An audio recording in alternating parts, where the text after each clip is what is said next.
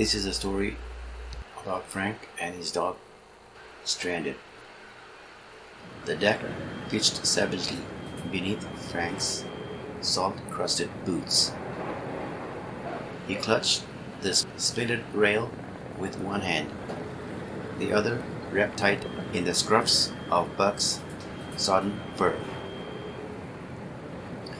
"Steady, boy!" Frank shouted over the shrieking wind. "Just a summer squall." The words tasted like lie, even as he spat them into the storm. The Marlin's timbers groaned a deep, mortal protest. Rain came not in drops, but in solid sheets, stinging his eyes. Lightning etched the frantic scene in stark white.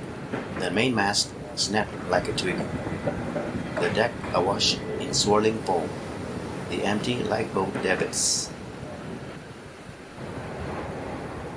A wave, black and mountain high, blotted out the sky. Frank's world inverted. Cold, shocking violence swallowed him. The roar was absolute. He felt the Marlin die beneath him. A final shuddering sigh of wood and iron.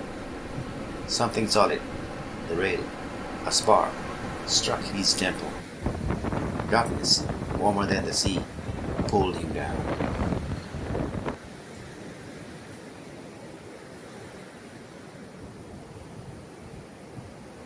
He woke to a gentle rocking, not the violent heave of the deep, but the soft cradle of a shallow, sun-warmed lagoon.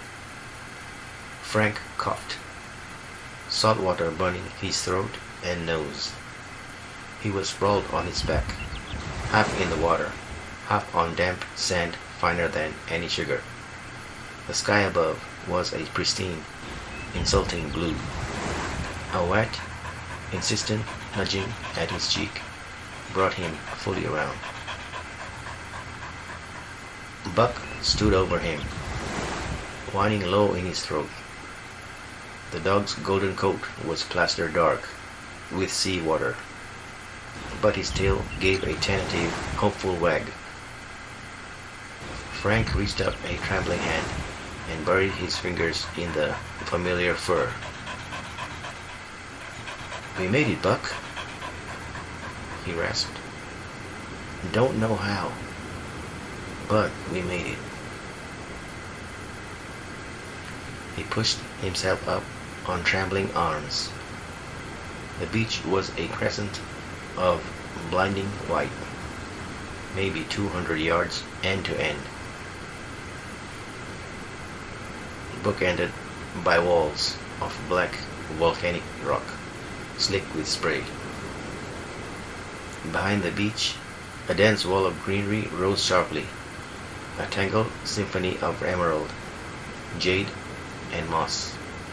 The jungle hummed and chirruped and chattered with unseen life.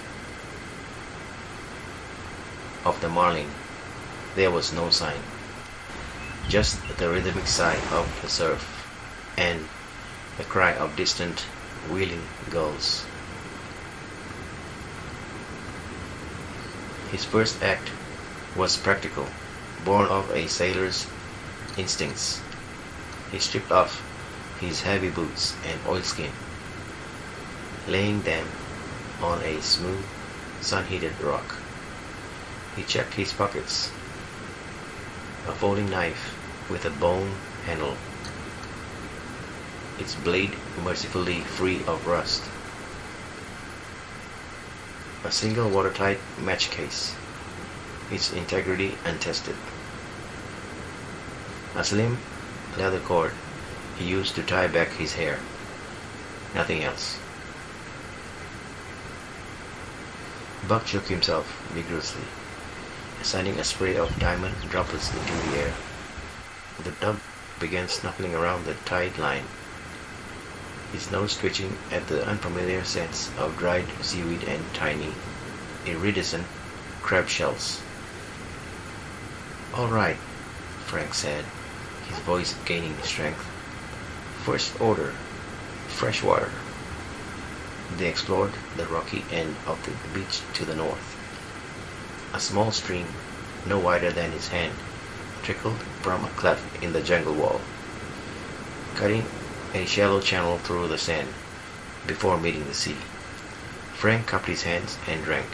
The water was cool, with a faint, clean taste of moss and stone. Buck leapt eagerly beside him. "Food next," Frank said. He waded into the lagoon's clear, turquoise water. Small silverfish darted around his ankles. He had no hook, no line, but his eyes caught on a cluster of dark, rigid shells clinging to the base of the black rocks. Mussels. Using his knife, he pried a dozen loose. He smashed one open on a flat stone. The meat inside was orange and plump. He ate it raw, the taste briny and rich. He fed another to Buck, who swallowed it with a suspicious sniff, but a happy wag. The first day was a blur of exhausting, necessary work. Using the knife and his bare hands, he fashioned a rough lean-to from driftwood and broad, waxy palm fronds, setting it back from the high tide line, in the dappled shade of a towering coconut palm. He gathered more mussels, and Buck flushed a plump, slow-moving bird from the underground at the jungle's edge. It looked like a pigeon, but brighter. Frank's throw with a sharp-edged rock was lucky. They ate it that evening, cooked over a meager fire he coaxed to life with the precious match and nest of dry, fibrous palm bark. The days began to blur into a new, stark rhythm. Dawn was a chorus of shooting, unseen birds. Frank would wake often to the feel of Buck's head resting on his chest, and they would walk the beach, scanning the empty horizon for a sail that never appeared. He carved a notch of each rising sun into the trunk of their coconut palm. By the 10th notch, a profound loneliness had settled into his bones, deeper than the sea around them. He spoke constantly to Buck, just to hear a voice. "Think we should move camp, Buck? That stream might flood if a real rain comes." But Buck would tilt his head, his brown eyes attentive. "No, you're right. The view's better here. We'll see anything coming from the east." He crafted better tools.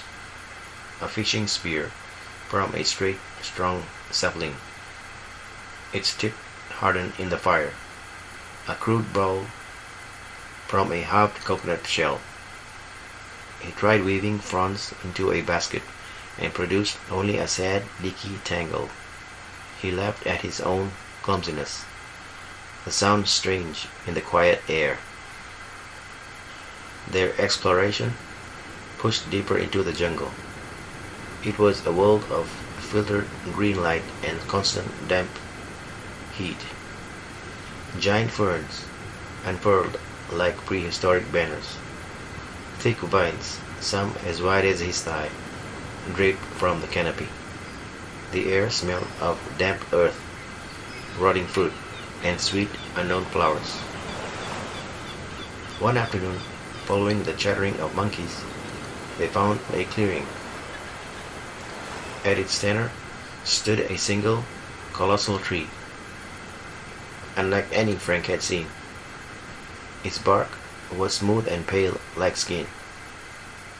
Its roots formed great twisting buttresses, creating hidden hollows, and nestled in the cradle of two such roots, half consumed by moss, was a shape that stopped Frank cold. And of chapter 1.